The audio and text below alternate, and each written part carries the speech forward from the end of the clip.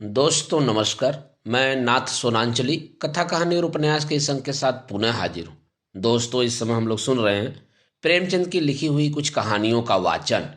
इस कड़ी में आज लीजिए सुनिए प्रेमचंद की लिखी हुई अमर कहानी अलगौझा का वाचन मेरे अर्थात नाथ सोनांचली के स्वर में।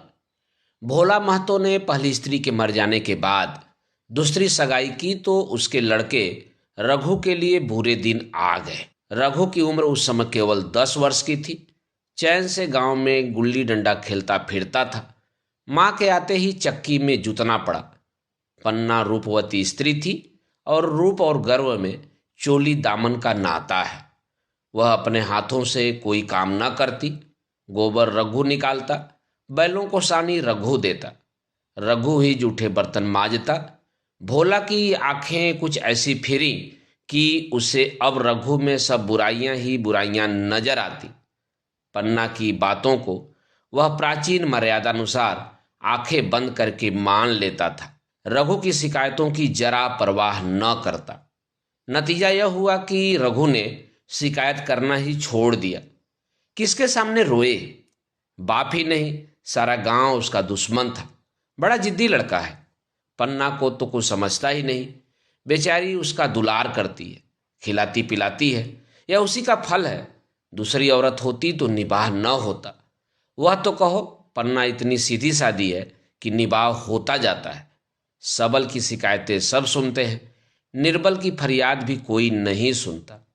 रघु का हृदय माँ की ओर से दिन दिन फटता जाता था। यहाँ तक कि 8 साल गुजर गए और एक दिन भोला के नाम भी मृत्यु का संदेश आ पहुंचा। पन्ना के 4 बच्चे थे, 3 बेटे और 1 बेटी। इतना बड़ा खर्च और कमाने वाला कोई नहीं। रघु अब क्यों बात पूछने लगा? यह मानी हुई बात थी। अपनी स्त्री लाएगा और अलग रहेगा। स्त्री आकर और भी आग लगाएगी। पन्ना को चारों ओर अंधेरा ही अंधेरा दिखाई देता था। पर कुछ भी हो, वह रघु की आश्रयत बनकर घर में न रहेगी। जिस घर में उसने राज किया उसमें अब लौंडी न बनेगी। जिस लौंडे को अपना गुलाम समझा उसका मुंह न ताकेगी। वह सुंदर थी, अवस्था अभी कुछ ऐसी ज्यादा न थी। जवानी अपनी पूरी बहार पर थी। क्या वह कोई दूसरा घर नहीं कर सकती? यही न होगा, लोग हंसेंगे बला से। उसकी बिरादरी में क्या ऐसा नहीं होता? ब्राह्मण ठाकुर थोड़ी ही है कि नाक कट जाएगी। यह तो उन्हीं ऊंची जातों में होता है कि घर में चाहे जो कुछ करो, बाहर पर्दा ढका रहे।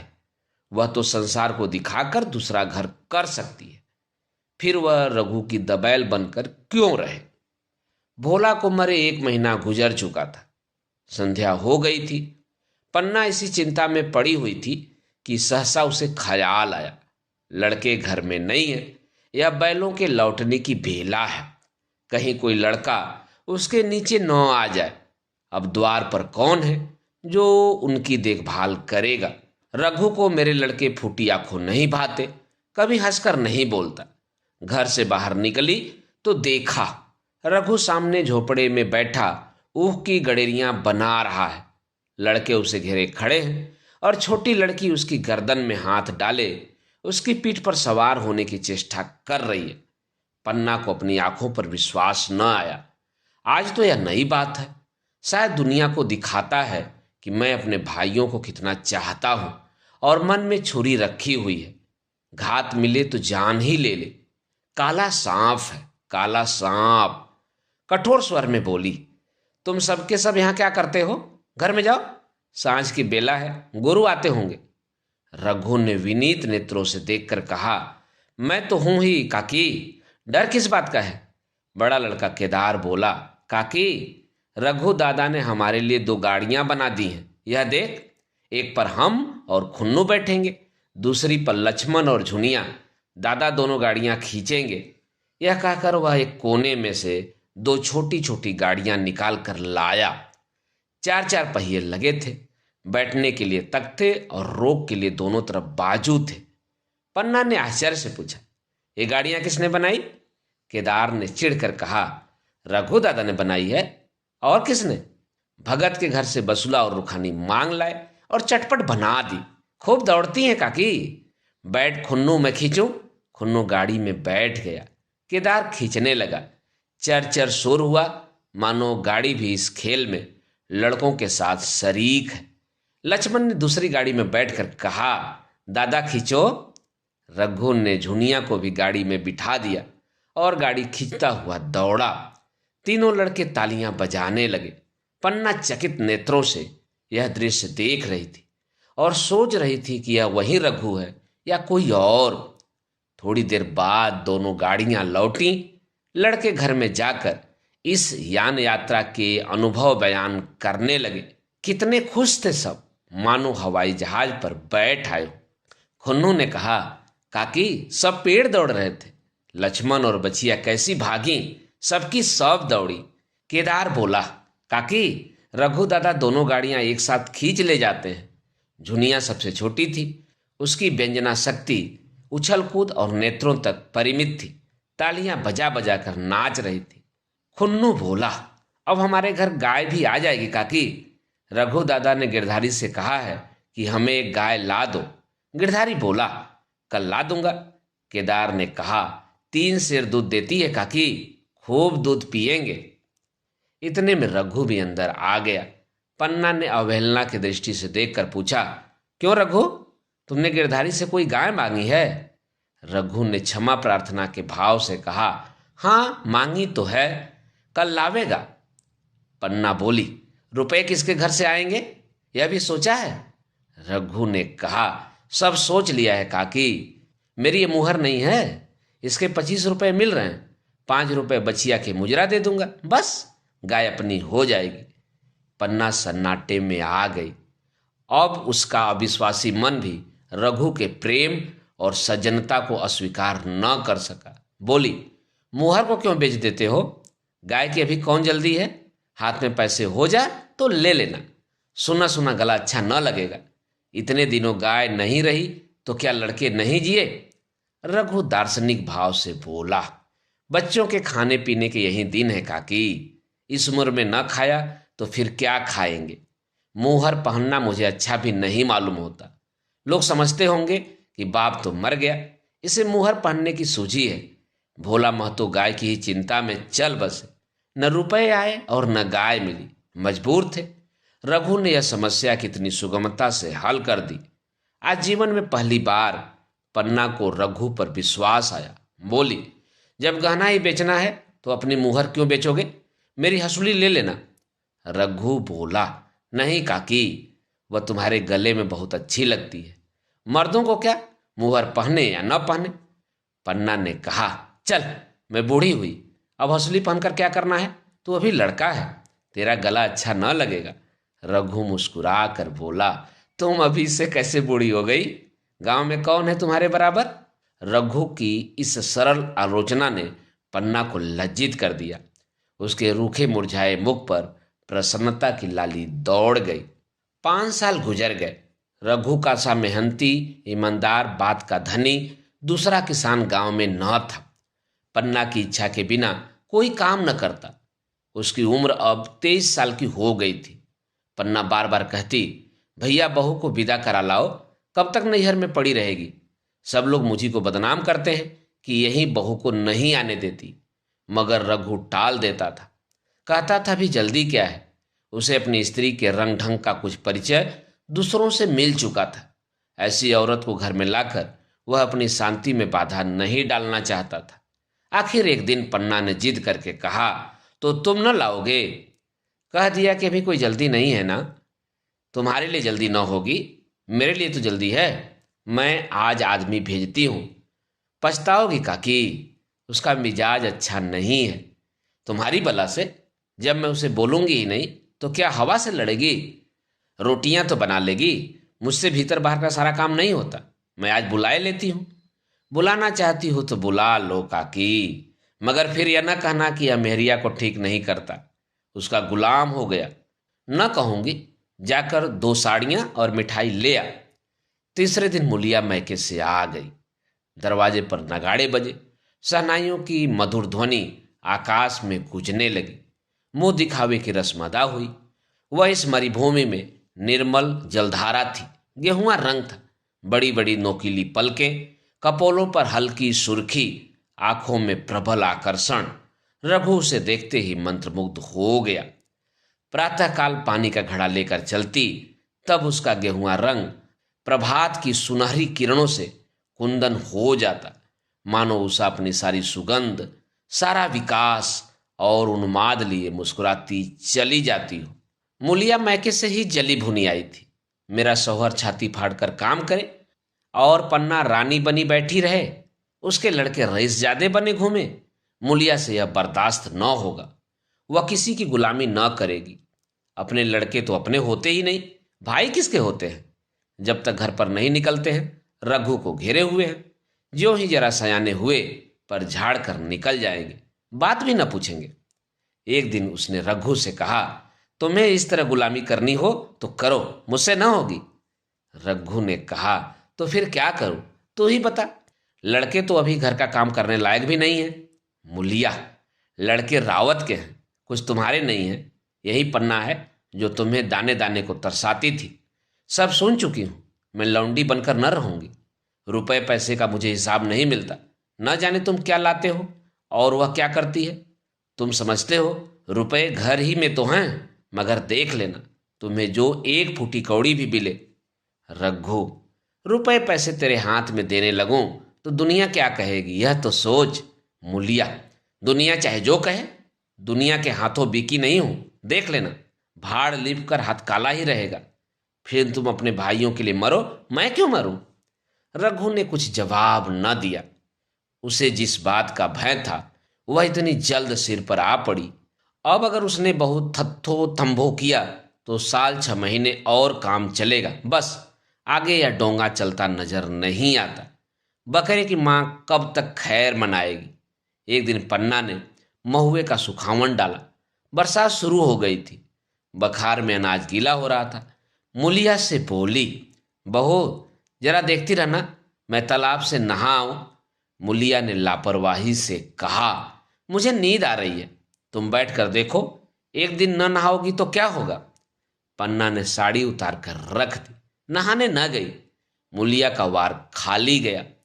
कई दिन के बाद एक शाम को पन्ना धान रोप कर लौटी। अंधेरा हो गया था। दिन भर की भूखी थी। आशा थी बहू ने रोटी बना रखी होगी, मगर देखा तो यहाँ चूल्हा ठंडा पड़ा हुआ था और बच्चे मारे भूख के तड़प रहे थे।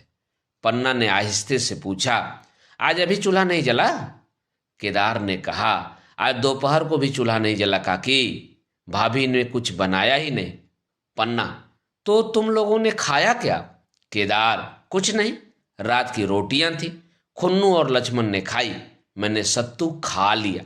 पन्ना, और बहू? वह पड़ी सो रही हैं, कुछ नहीं खाया। पन्ना ने उसी वक्त चूल्हा जलाया और खाना बनाने बैठ गई।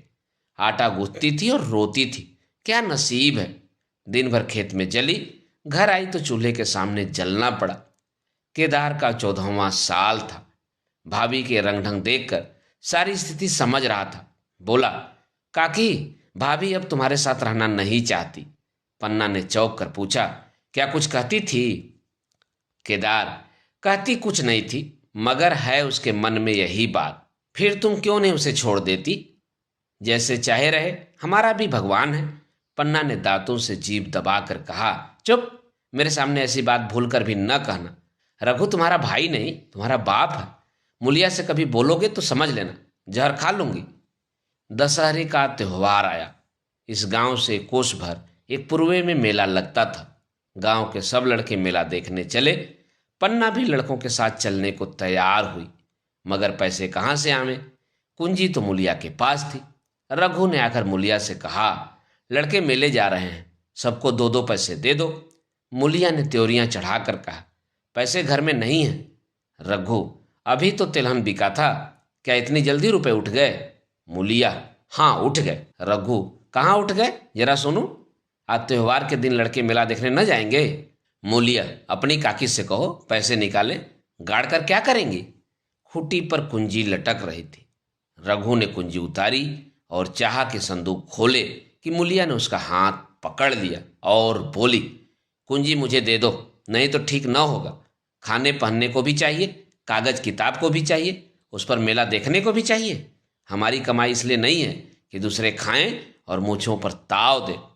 पन्ना ने रघु से कहा, भैया पैसे क्या होंगे, लड़के मेला ना देखने जाएंगे।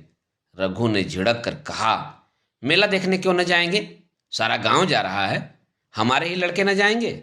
यह कहकर रघु ने अपना हाथ छुड़ा लिया और पैसे निकालकर लड़कों को दे दिए।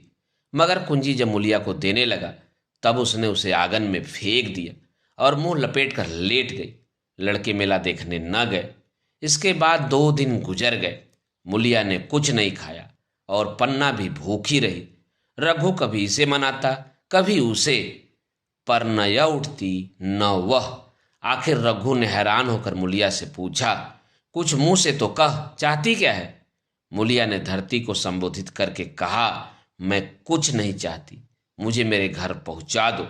रघु, अच्छा उठ, बना खा, पहुंचा दूंगा। मुलिया ने रघु की ओर आंखें उठाई। रघु उसकी सूरत देखकर डर गया। वह माधुर्य, वह मोहकता, वह लावण्य गायब हो गया था। दांत निकल आए थे, आंखें फट गई थी और नथुने फड़क रहे थे। अंगारे की सी लाल आंखों से देखकर बोली, अच्छा तो काकी ने यह सलाह दी है, यह मंत्र पढ़ाया है, तो यहां ऐसी कच्ची नहीं हूं, तुम दोनों की छाती पर मूंग दलूंगी। हो किस फेर में। रघु बोला, अच्छा तो मूंग ही दल लेना, कुछ खा पी लेगी तभी तो मूंग दल सकेगी। मुलिया बोली, अब तो तभी मुंह में पानी डालूंगी जब घर अलग हो जाएगा, बहुत झेल चुकी, अब नहीं झेला जाता। रघु सन्नाटे में आ गया। 1 मिनट तक उसके मुंह से आवाज ही न निकली। अलग होने की उसने स्वप्न में भी कल्पना न की थी। उसने गांव में 2-4 परिवारों को अलग होते देखा था। वह खूब जानता था, रोटी के साथ लोगों के हृदय भी अलग हो जाते हैं, अपने हमेशा के लिए गैर हो जाते हैं। फिर उनमें वही नाता रह जाता है जो गांव के और आदमियों में। रघु ने मन में ठान लिया था कि इस विपत्ति को घर में आने न दूंगा, मगर होनहार के सामने उसकी एक न चली। आह, मेरे मुंह में कालिख लगेगी। दुनिया यही कहेगी कि बाप के मर जाने पर 10 साल भी एक में निबाह न हो सका।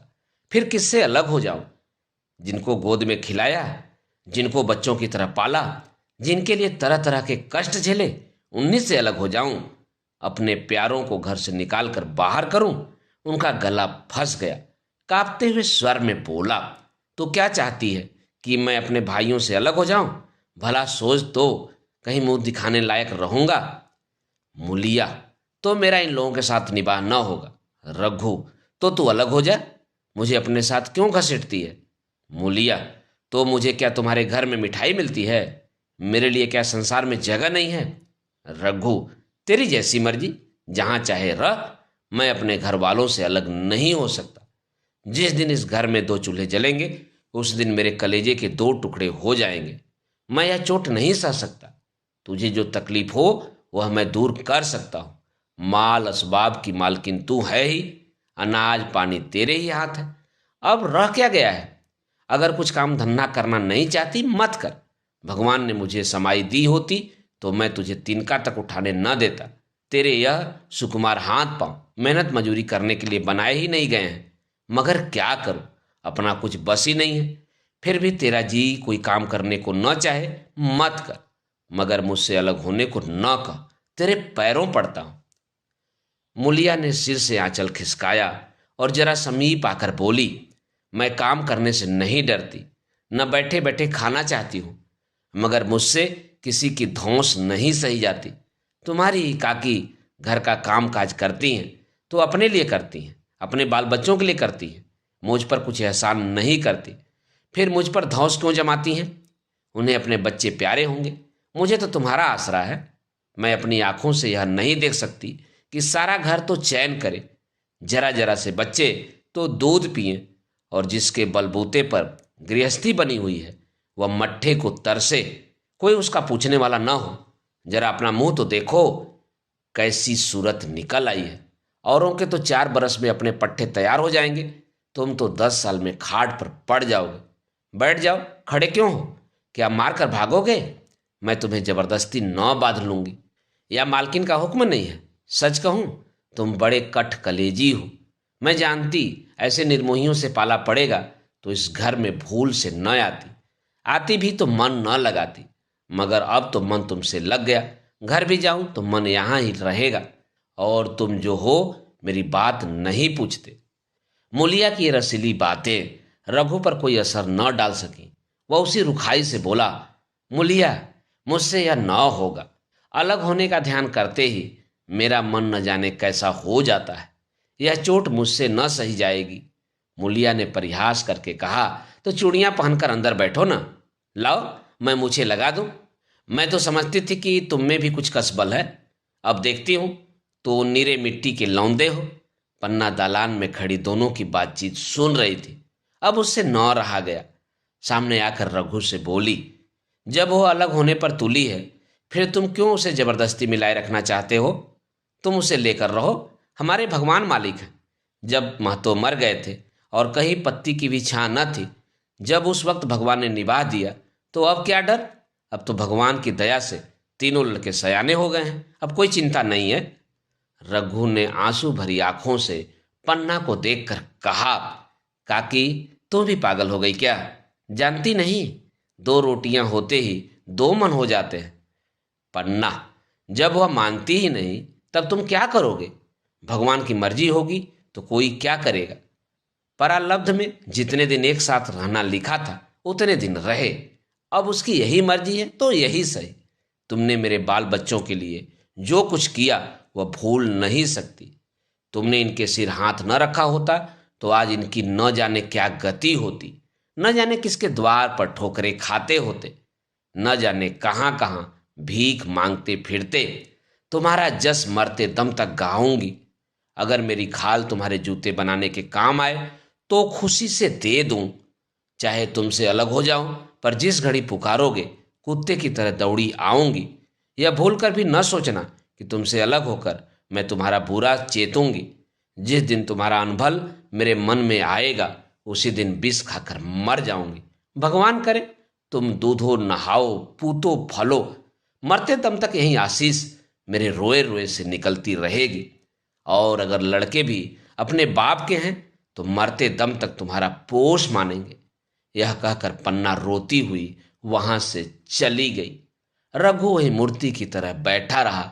आसमान की ओर टकटकी लगी थी और आंखों से आंसू बह रहे थे। पन्ना की बातें सुनकर मूलिया समझ गई कि अपने पौ 12 हैं। चटपट उठी, घर में झाड़ू लगाई, चूल्हा जलाया और कुएं से पानी लाने चली। उसकी टेक पूरी हो गई थी। गांव में स्त्रियों के 2 दल होते हैं, एक बहुओं का, दूसरा सासों का। बहुएं सलाह और सहानुभूति के लिए अपने दल में जाती हैं, सासें अपने में। दोनों की पंचायतें अलग अलग होती हैं। मूलिया को कुएं पर 2-3 बहुएं मिल गईं। एक ने पूछा, आज तो तुम्हारी बुढ़िया बहुत रोध हो रही थी। मूलिया ने विजय के गर्व से कहा, इतने दिनों से घर की मालकिन बनी हुई है, राजपाट छोड़ते किसे अच्छा लगता है।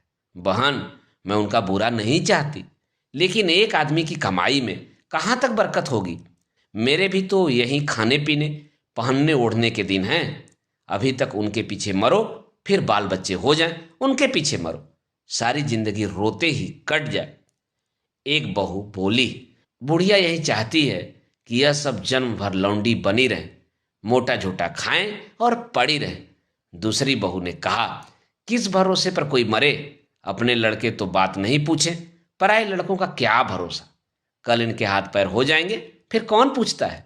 अपनी अपनी मेहरियों का मुंह देखेंगे, पहले ही से फटकार देना अच्छा है, फिर तो कोई कलंक न होगा। मूलिया पानी लेकर गई, खाना बनाया और रघु से बोली, जाओ नहाओ, रोटी तैयार है। रघु ने मानो सुना ही नहीं, सिर पर हाथ रखकर द्वार की तरफ ताकता रहा। मूलिया, क्या कहती हूं, कुछ सुनाई देता है? रोटी तैयार है, जाओ नहाओ। रघु, सुन तो रहा हूं, क्या बहरा हूं?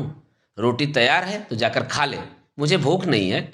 मूलिया ने फिर नहीं कहा, जाकर चूल्हा बुझा दिया, रोटियां उठाकर छीके पर रख दी और मुंह ढाक कर लेट रही। जरा देर में पन्ना आकर बोली, खाना तैयार है, नहा धोकर खा लो, बहू भी भूखी होगी। रघु ने झुझला कर कहा, काकी तू घर में रहने देगी कि मुंह में कालिख लगाकर कहीं निकल जाऊं? खाना तो खाना ही है, आज न खाऊंगा कल खाऊंगा, लेकिन अभी मुझसे न खाया जाएगा। केदार क्या अभी मदरसे से नहीं आया?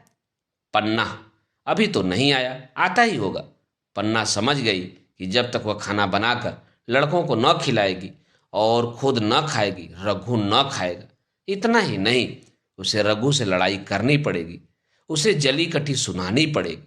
उसे यह दिखाना पड़ेगा कि मैं ही उससे अलग होना चाहती हूँ, नहीं तो वह इसी चिंता में घुल घुल कर प्राण दे देगा। यह सोचकर उसने अलग चूल्हा जलाया और खाना बनाने लगी। इतने में केदार और खुन्नू मदरसे से आ गए। पन्ना ने कहा, आओ बेटा खा लो, रोटी तैयार है। केदार ने पूछा, भैया को भी बुला लूं? पन्ना, तुम आकर खा लो, उसकी रोटी बहू ने अलग बनाई है। खुन्नू, जाकर भैया से पूछना आऊं? पन्ना, जब उसका जी चाहेगा खाएंगे, तो बैठ कर खा। तुझे इन बातों से क्या मतलब? जिसका जी चाहेगा खाएगा, जिसका जी न चाहेगा न खाएगा। जब वह और उसकी बीवी अलग रहने पर तुले हैं तो कौन मनाए? केदार, तो क्यों अम्मा जी, क्या हम अलग घर में रहेंगे? पन्ना, उसका जी चाहे एक घर में रहे, जी चाहे आंगन में दीवार डाल ले। खुन्नू ने दरवाजे पर आकर झांका। सामने पूस की झोपड़ी थी। वही खाट पर पड़ा रघु नारियल पी रहा था। खुन्नू, भैया तो अभी नारियल लिए बैठे हैं। पन्ना, जब जी चाहेगा खाएंगे। केदार, भैया ने भाभी को डांटा नहीं? मुलिया अपनी कोठरी में पड़ी सुन रही थी। बाहर आकर बोली, भैया ने तो नहीं डांटा, अब तुम आकर डांटो। केदार के चेहरे का रंग उड़ गया, फिर जबान न खोली। तीनों लड़कों ने खाना खाया और बाहर निकले। लू चलने लगी थी। आम के बाग में गांव के लड़के लड़कियां हवा से गिरे हुए आम चुन रहे थे। केदार ने कहा, आज हम भी आम चुनने चले, खूब आम गिर रहे हैं। खुन्नू, दादा जो बैठे हैं। लक्ष्मण, मैं ना जाऊंगा, दादा घुड़केंगे। केदार, वह तो अब अलग हो गए। लक्ष्मण, तो अब हमको कोई मारेगा तब भी दादा ना बोलेंगे? केदार, वाह, तब वह क्यों बोलेंगे? रघु ने तीनों लड़कों को दरवाजे पर खड़े देखा, पर कुछ बोला नहीं। पहले तो वह घर के बाहर निकलते ही उन्हें डांट बैठता था, पर आज वह मूर्ति के समान निश्चल बैठा रहा। अब लड़कों को कुछ साहस हुआ, कुछ दूर और आगे बढ़े। रघु अब भी न बोला। कैसे बोले, वह सोच रहा था। काकी ने लड़कों को खिला पिला दिया, मुझसे पूछा तक नहीं। क्या उसकी आंखों पर भी पर्दा पड़ गया है? अगर मैंने लड़कों को पुकारा और वह न आए तो मैं उनको मार पीट तो न सकूंगा। लू में सब मारे मारे फिरेंगे, कहीं बीमार न पड़ जाएं। उसका दिल महसूस कर रह जाता था, लेकिन मुंह से कुछ कह न सकता था। लड़कों ने देखा कि वह बिल्कुल नहीं बोलते तो निर्भय होकर चल पड़े। ससा मुलिया ने आकर कहा, अब तो उठोगे कि अब भी नहीं? जिसके नाम पर फाका कर रहे हो, उन्होंने मजे से लड़कों को खिलाया और आप खाया, अब आराम से सो रही हैं। मोर पिया बात न पूछे, मोर सुहागिन नाव।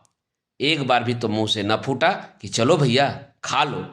रघु को इस समय मर्मांतक पीड़ा हो रही थी। मुलिया के इन कठोर शब्दों ने घाव पर नमक छिड़क दिया। दुखित नेत्रों से देखकर बोला, तेरी जो मर्जी थी वही तो हुआ, अब जा ढोल बजा। मुलिया, नहीं, तुम्हारे लिए थाली पर उसे बैठी है। रघु, मुझे चिढ़ा मत, तेरे पीछे मैं भी बदनाम हो रहा हूं। जब तो किसी की होकर नहीं रहना चाहती तो दूसरों को क्या गरज है जो तेरी खुशामद करे? जाकर काकी से पूछ, लड़के आम चुनने गए हैं, उन्हें पकड़ लाऊं? मुलिया अंगूठा दिखाकर बोली, यह जाता है, तुम्हें 100 बार गरज हो जाकर पूछो। इतने में पन्ना भी भीतर से निकल आई। रघु ने पूछा, लड़के बगीचे में चले गए हैं काकी, लू चल रही है। पन्ना, अब उनका कौन 75 है? बगीचे में जाएं, पेड़ पर चढ़ें, पानी में डूबें, मैं अकेली क्या क्या करूं? रघु, जाकर पकड़ लाऊं? पन्ना, जब तुम्हें अपने मन से नहीं जाना है तो फिर मैं जाने को क्यों कहूं? तुम्हें रोकना होता तो रोक न देते, तुम्हारे सामने ही तो गए होंगे। पन्ना की बात पूरी भी न हुई थी कि रघु ने नारियल कोने में रख दिया और बाग की तरफ चला। रघु लड़कों को लेकर बाग से लौटा तो देखा मुलिया अभी तक झोपड़ी में खड़ी है। बोला, तू जाकर खा क्यों नहीं लेती? मुझे तो इस बेला भूख नहीं है। मुलिया ऐठ कर बोली, हाँ, भूख क्यों लगेगी? भाइयों ने खाया, वह तुम्हारे पेट में पहुंच ही गया होगा। रघु ने दांत पीसकर कहा, मुझे जला मत मुलिया, नहीं अच्छा न होगा, खाना कहीं भागा नहीं जाता। एक बेला न खाऊंगा तो मर न जाऊंगा। क्या तू समझती है घर में आज कोई छोटी बात हो गई है? तूने घर में चूल्हा नहीं जलाया, मेरे कलेजे में आग लगाई है। मुझे घमंड था और चाहे कुछ हो जाए पर मेरे घर में फूट का रोग न आने पाएगा, पर तूने मेरा घमंड चूर कर दिया। परालब्ध की बात है। मुलिया तिनक कर बोली, सारा मोह छो तुम्ही को है कि और किसी को है? मैं तो किसी को तुम्हारी तरह बिसूरते नहीं देखती। रघु ने ठंडी सांस खींचकर कहा, मुलिया, घाव पर नोन न छिड़क। तेरे ही कारण मेरी पीठ में धूल लग रही है। मुझे इस गृहस्थी का मोह न होगा तो किसे होगा? मैंने ही तो इसे मर मर जोड़ा। जिनको गोद में खिलाया वही अब मेरे पट्टीदार होंगे। जिन बच्चों को मैं डांटता था उन्हें आज कड़ी आंखों से भी नहीं देख सकता। मैं उनके भले के लिए भी कोई बात करूं तो दुनिया यही कहेगी कि यह अपने भाइयों को लूटे लेता है। जा, मुझे छोड़ दे, अभी मुझसे कुछ न खाया जाएगा। मुलिया, मैं कसम रखा दूंगी। नहीं, चुपके से चले चलो। रघु, देख, अभी कुछ नहीं बिगड़ा है, अपना हट छोड़ दे। मुलिया, हमारा ही लहू पिए जो खाने न उठे। रघु ने कानों पर हाथ रख कर कहा, यह तूने क्या किया मुलिया? मैं तो उठ ही रहा था। चल खा लूं, नहाने धोने कौन जाए। लेकिन इतना कहे देता हूं कि चाहे 4 की जगह 6 रोटियां खा जाऊं, चाहे तो मुझे घी के मटके में ही डुबो दे, पर यह दाग मेरे दिल से न मिटेगी। मुलिया, दाग साग सा मिट जाएगा, पहले सबको ऐसा ही लगता है। देखते नहीं हो उधर कैसी चैन की बंसी बज रही है? वह तो मना ही रही थी कि किसी तरह यह सब अलग हो जाए। अब वह पहले की सी चादी तो नहीं है कि जो कुछ घर में आवे सब गायब। अब क्यों हमारे साथ रहने लगी? रघु ने आहत स्वर में कहा, इसी बात का तो मुझे गम है। काकी से मुझे ऐसी आशा न थी। रघु खाने बैठा तो कौर बिस के घूंट सा लगता था। जान पड़ता था रोटियां भूसी की हैं, दाल पानी सी लगती, पानी कंठ के नीचे न उतरता था। दूध की तरफ देखा तक नहीं। 2-4 ग्रास खाकर उठ आया जैसे किसी परिजन के श्राद्ध का भोजन हो। रात का भोजन भी उसने इसी तरह किया। भोजन क्या किया, कसक पूरी की। रात भर उसका चित्त उद्विग्न रहा। एक अज्ञात शंका उसके मन पर छाई हुई थी, जैसे भोला महतो द्वार पर बैठा रो रहा हो। वह कई बार चौंक कर उठा। ऐसा जान पड़ा भोला उसकी ओर तिरस्कार की आंखों से देख रहा है। वह दोनों जून भोजन करता था, पर जैसे शत्रु के घर। भोला की शोकमग्न मूर्ति आंखों से न उतरती थी। रात को उसे नींद न आती। वह गांव में निकलता तो इस तरह मुंह चुराए, सिर झुकाए, मानो गो हत्या की हो। 5 साल गुजर गए। रघु अब 2 लड़कों का बाप था। आंगन में दीवार खिंच गई थी, खेतों में मेढ़े डाल दी गई थी और बैल बछिए बांट लिए गए थे। केदार की उम्र अब 19 की हो गई थी। उसने पढ़ना छोड़ दिया था और खेती का काम करता था। खुन्नू गाय चराता था। केवल लक्ष्मण अब तक मदरसे जाता था। पन्ना और मुलिया दोनों एक दूसरे की सूरज से जलती थी। मुलिया के दोनों लड़के बहुधा पन्ना के ही पास रहते। वहीं उन्हें उपटन मलती, वहीं काजल लगाती, वहीं गोद में लिए फिरती, मगर मुलिया के मुंह से अनुग्रह का एक शब्द भी न निकलता। न पन्ना ही इसकी इच्छुक थी। वह जो कुछ करती निर्ब्याज भाव से करती थी। उसके 2 लड़के अब कमाऊ हो गए थे। लड़की खाना पका लेती थी, वह खुद ऊपर का काम काज कर लेती। इसके विरुद्ध रघु अपने घर का अकेला था। वह भी दुर्बल, अशक्त और जवानी में बूढ़ा। अभी आयु 30 वर्ष से अधिक न थी, लेकिन बाल खिचड़ी हो गए थे। कमर भी झुक चली थी। खांसी ने जीर्ण कर रखा था। देखकर दया आती थी। और खेती पसीने की वस्तु है। खेती की जैसी सेवा होनी चाहिए वह उससे न हो पाती। फिर अच्छी फसल कहाँ से आती? कुछ ऋण भी हो गया था। वह चिंता और भी मारे डालती थी। चाहिए तो यह था कि अब उसे कुछ आराम मिलता। इतने दिनों के निरंतर परिश्रम के बाद सिर का बोझ कुछ हल्का होता, लेकिन मुलिया की स्वार्थपरता और अदूरदर्शिता ने लहराती हुई खेती उजाड़ दी। अगर सब एक साथ रहते तो वह अब तक पेंशन पा जाता। मजे में द्वार पर बैठा हुआ नारियल पीता। भाई काम करते, वह सलाह देता। महतो बना फिरता, कहीं किसी के झगड़े चुकाता, कहीं साधु संतों की सेवा करता। वह अवसर हाथ से निकल गया। अब तो चिंता भार दिन दिन बढ़ता जाता था। आखिर उसे धीमा धीमा ज्वर रहने लगा। हृदय शूल, चिंता, कड़ा परिश्रम और अभाव का यही पुरस्कार है। पहले कुछ परवाह न की, समझा आप ही आप अच्छा हो जाएगा। मगर कमजोरी बढ़ने लगी तो दवा की फिक्र हुई। जिसने जो बता दिया खा लिया। डॉक्टरों और वैद्यों के पास जाने की सामर्थ्य कहाँ, और सामर्थ्य भी होती तो रुपए खर्च कर देने के सिवा और नतीजा ही क्या था। जीर्ण ज्वर की औषधि आराम और पुष्टिकारक भोजन है। न वह बसंत मालती का सेवन कर सकता था और न आराम से बैठकर बलवर्धक भोजन कर सकता था। कमजोरी बढ़ती ही गई। पन्ना को अवसर मिलता तो वह आकर उसे तसल्ली देती, लेकिन उसके लड़के अब रघु से बात भी न करते थे। दवा दारू तो क्या करते, उसका और मजाक उड़ाते। भैया समझते थे कि हम लोगों से अलग होकर सोने और ईंट रख लेंगे। भाभी भी समझती थी सोने से लद जाऊंगी। अब देखें कौन पूछता है। सिसक सिसक कर न मरे तो कह देना। बहुत हाय हाय भी अच्छी नहीं होती। आदमी उतना ही काम करे जितना हो सके, यह नहीं कि रुपयों के लिए जान दे दे। पन्ना कहती, रघु बेचारे का कौन दोष है। केदार कहता, चल मैं खूब समझता हूं। भैया की जगह मैं होता तो डंडे से बात करता। मजाक थी कि औरत यूं जिद करती। यह सब भैया की चाल थी, सब सधी बधी बात थी। आखिर एक दिन रघु का टिमटिमाता हुआ जीवन दीपक बुझ गया।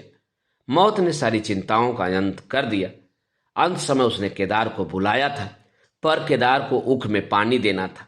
डरा कहीं दवा के लिए न भेज दे, बहाना बना दिया। मूलिया का जीवन अंधकार में हो गया। जिस भूमि पर उसने मंसूबों की दीवार खड़ी की थी वह नीचे से खिसक गई। जिस खूंटे के बल पर वह उछल रही थी वह उखड़ गया। गांव वालों ने कहना शुरू किया, ईश्वर ने कैसा तत्काल दंड दिया। बेचारी मारे लाज के अपने दोनों बच्चों को लिए रोया करती। गांव में किसी को मुंह दिखाने का साहस न होता। प्रत्येक वाणी उससे यह कहता हुआ मालूम होता, मारे घमंड के धरती पर पांव न रखती। कि आखिर सजा मिल गई कि नहीं। अब इस घर में कैसे निर्वाह होगा। वह किसके सहारे रहेगी, किसके बल पर खेती होगी। बेचारा रघु बीमार था, दुर्बल था, पर जब तक जीता रहा अपना काम करता रहा। मारे कमजोरी के कभी कभी सिर पकड़कर बैठ जाता और जरा दम लेकर फिर हाथ चलाने लगता। सारी खेती तहस नहस हो रही थी, उसे कौन संभालेगा। अनाज की डांठें खलिहान में पड़ी थी, ऊख अलग सूख रही थी। वह अकेली क्या क्या करेगी। फिर सिंचाई अकेले आदमी का तो काम नहीं। तीन तीन मजदूरों को कहां से लाए। गांव में मजदूर थे ही कितने। आदमियों के लिए खींचातानी हो रही थी, क्या करे क्या न करे। इस तरह 13 दिन बीत गए। क्रियाकर्म से छुट्टी मिली। दूसरे ही दिन सवेरे मूलिया ने दोनों बालकों को गोद में उठाया और अनाज मारने चली। खलिहान में पहुंचकर उसने एक को तो पेड़ के नीचे घास के नर्म बिस्तर पर सुला दिया और दूसरे को वहीं बैठाकर अनाज मारने लगी। बैलों को हाँकती थी और रोती थी। क्या इसीलिए भगवान ने उसको जन्म दिया था। देखते देखते क्या से क्या हो गया। इन्हीं दिनों पिछले साल भी अनाज मारा गया था। वह रघु के लिए लोटे में शरबत और मटर की घुगनी लेकर आई थी। आज कोई उसके न आगे है न पीछे, लेकिन किसी की लौंडी तो नहीं हो। उसे अलग होने का अब भी पछतावा न था। एकाएक छोटे बच्चे का रोना सुनकर उसने उधर ताका तो बड़ा लड़का उसे चुमकार कर कह रहा था, भैया तुम चुप रहो चुप रहो। धीरे धीरे उसके मुंह पर हाथ फेरता था और चुप कराने के लिए विकल था। जब बच्चा किसी तरह चुप न हुआ तो वह खुद उसके पास लेट गया और उसे छाती से लगाकर प्यार करने लगा। मगर जब यह प्रयत्न भी सफल न हुआ तो वह रोने लगा। उसी समय पन्ना दौड़ी आई और छोटे बालकों को गोद में उठाकर प्यार करती हुई बोली, लड़कों को मुझे क्यों नहीं दे आई बहू। हाय हाय, बेचारा धरती पर पड़ा लोट रहा है। जब मैं मर जाऊं तो जो चाहे करना, अभी तो जीती हूं। अलग हो जाने से बच्चे तो नहीं अलग हो गए। मूलिया ने कहा, तुम्हें भी तो छुट्टी नहीं है अम्मा, क्या करती। पन्ना, तो तुझे यहां आने की ऐसी क्या जल्दी थी। डांठ मार ना जाती। 3 3 लड़के तो हैं और किस दिन काम आएंगे। केदार तो कल ही मारने को कह रहा था, पर मैंने कहा पहले ऊख में पानी दे लो फिर आज मारना। मड़ाई तो 10 दिन बाद भी हो सकती है। वो की सिंचाई न हुई तो सूख जाएगी। कल से पानी चढ़ा हुआ है, परसों तक खेत पुर जाएगा। तब मड़ाई हो जाएगी, तुझे विश्वास न आएगा। जब से भैया मरे हैं केदार को बड़ी चिंता हो गई है। दिन में 100 बार पूछता है, भाभी बहुत रोती तो नहीं है, देख लड़के भूखे तो नहीं हैं। कोई लड़का रोता है तो दौड़ा आता है, देख अम्मा क्या हुआ, बच्चा क्यों रोता है। कल रो कर बोला, अम्मा मैं जानता कि भैया इतनी जल्दी चले जाएंगे तो उनकी कुछ सेवा कर लेता। कहाँ जगाए जगाए उठता था, अब देखती हो पहर रात से उठकर काम में लग जाता है। खुन्नू कल जरा सा बोला, पहले हम अपनी उख में पानी दे लेंगे तब भैया की उख में देंगे। इस पर केदार ने ऐसा डांटा कि खुन्नू के मुंह से फिर बात न निकली। बोला, कैसी तुम्हारी और कैसी हमारी उख। भैया ने जिला न लिया होता तो आज या तो हम मर गए होते या कहीं भीख मांगते होते। आज तुम बड़े उख वाले बने हो, या उन्हीं का पुण्य प्रताप है कि आज भले आदमी बने बैठे हो। परसों रोटी खाने को बुलाने गई तो मड़ैया में बैठा रो रहा था। पूछा क्यों रोता है तो बोला, अम्मा भैया इसी अलगौझा के दुख से मर गए। नहीं अभी उनकी उम्र ही क्या थी, यह उस वक्त न सूझा, नहीं उनसे क्यों बिगाड़ करते। यह कहकर पन्ना ने मुलिया की ओर संकेतपूर्ण दृष्टि से देखकर कहा, तुम्हें वह अलग न रहने देगा बहू। कहता है भैया हमारे लिए मर गए तो हम भी उनके बाल बच्चों के लिए मर जाएंगे। मुलिया की आंखों से आंसू जारी थे। पन्ना की बातों में आज सच्ची वेदना, सच्ची सांत्वना, सच्ची चिंता भरी हुई थी। मुलिया का मन कभी उसकी ओर इतना आकर्षित न हुआ था। जिनसे उसे व्यंग और प्रतिकार का भय था वे इतने दयालु, इतने शुभेच्छु हो गए थे। आज पहली बार उसे अपनी स्वार्थपरता पर लज्जा आई। पहली बार आत्मा ने अलगौजे पर धिक्कारा। इस घटना को हुए 5 साल गुजर गए। पन्ना आज बूढ़ी हो गई है। केदार घर का मालिक है, मुलिया घर की मालकिन है। खुन्नू और लक्ष्मण के विवाह हो चुके हैं मगर केदार अभी तक कुंवारा है। कहता है मैं विवाह न करूंगा। कई जगहों से बातचीत हुई, कई सगाइयां आई पर उसने हामी न भरी। पन्ना ने कंपे लगाए, जाल फैलाए पर वह न फंसा। कहता औरतों से कौन सुख। मेहरिया घर में आई और आदमी का मिजाज बदला। फिर जो कुछ है वह मेहरिया है। माँ बाप भाई बंधु सब पराए हैं। जब भैया जैसे आदमी का मिजाज बदल गया तो फिर दूसरों की क्या गिनती। 2 लड़के भगवान के दिए हैं और क्या चाहिए। बिना ब्याह किए 2 बेटे मिल गए, इससे बढ़कर और क्या होगा। जिसे अपना समझो वह अपना है, जिसे गैर समझो वह गैर है। एक दिन पन्ना ने कहा, तेरा वंश कैसे चलेगा। केदार बोला, मेरा वंश तो चल रहा है, दोनों लड़कों को अपना ही समझता हूं। पन्ना बोली, समझने ही पर तो है, तो तू मुलिया को ही अपनी मेहरिया समझता होगा। केदार ने झेपते हुए कहा, तुम तो गाली देती हो अम्मा। पन्ना, गाली कैसी, तेरी भाभी ही तो है। केदार, मेरे जैसे लठ गंवार को वह क्यों पूछने लगी। पन्ना, तू करने को कह तो मैं उससे पूछूं। केदार, नहीं मेरी अम्मा, कहीं रोने गाने न लगे। पन्ना, तेरा मन हो तो मैं बातों बातों में उसके मन की थाह लूं। केदार, मैं नहीं जानता, जो चाहे कर। पन्ना केदार के मन की बात समझ गई। लड़के का दिल मुलिया पर आया हुआ है पर संकोच और भय के मारे कुछ नहीं कहता। उसी दिन उसने मुलिया से कहा, क्या करूं बहू, मन की लालसा मन में ही रह जाती है। केदार का घर भी बस जाता तो मैं निश्चिंत हो जाती। मुलिया बोली, वह तो करने को ही नहीं कहते। पन्ना, कहता है ऐसी औरत मिले जो घर में मेल से रहे तो कर लूं। मुलिया, ऐसी औरत कहाँ मिलेगी, कहीं ढूंढो। पन्ना, मैंने तो ढूंढ लिया है। मुलिया, सच, किस गांव की है। पन्ना, अभी ना बताऊंगी, मुदा यह जानती हूं कि उससे केदार की सगाई हो जाए तो घर बन जाए और केदार की जिंदगी भी सफल हो जाए। न जाने लड़की मानेगी कि नहीं। मुलिया, मानेगी क्यों नहीं अम्मा, ऐसी सुंदर कमाऊं सुशील बर और कहाँ मिला जाता है। उस जन्म का कोई साधु महात्मा है, नहीं तो लड़ाई झगड़े के डर से कौन बिन ब्याह रहता है। कहाँ रहती है, मैं जाकर उसे मना लाऊंगी। पन्ना, तू चाहे तो उसे मना ले, तेरे ही ऊपर है। मुलिया, मैं आज ही चली जाऊंगी, उसके पैरों पड़कर मना लाऊंगी। पन्ना, बता दूं, वह तू ही है। मुलिया लजा कर बोली, तुम तो अम्मा जी गाली देती हो। पन्ना, गाली कैसे, देवर ही तो है। मुलिया, मुझ जैसी बुढ़िया को वह क्यों पूछेंगे।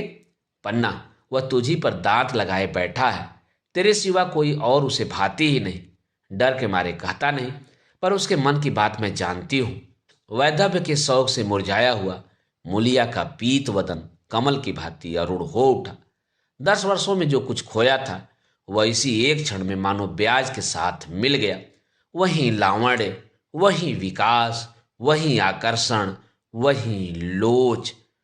दोस्तों, अभी आप सुन रहे थे मुंशी प्रेमचंद की लिखी कहानी अलगै ओझा का वाचन मेरे अर्थात नाथ सोनांचली के स्वर में।